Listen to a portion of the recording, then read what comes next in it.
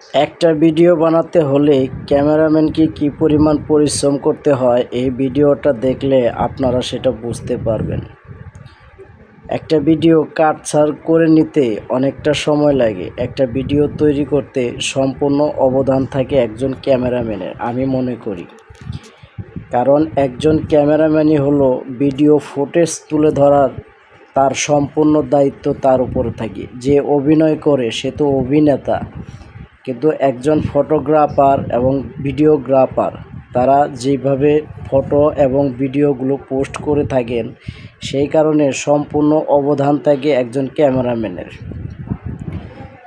তো অবশ্যই এই ভিডিওটা দেখলে আপনারা বুঝতে পারবেন যে কিভাবে এই ভিডিও শ্যুটটা নেওয়া হয়েছে এবং শেষ পর্যন্ত দেখতে দেখেন কি সুন্দর করে কিন্তু শ্যুটগুলো নিয়েছে এবং এই ভিডিওটা কাটছাড় করার পরে দেখেন কত সুন্দরভাবে ভিডিওটা খুব সুন্দর লাগছে।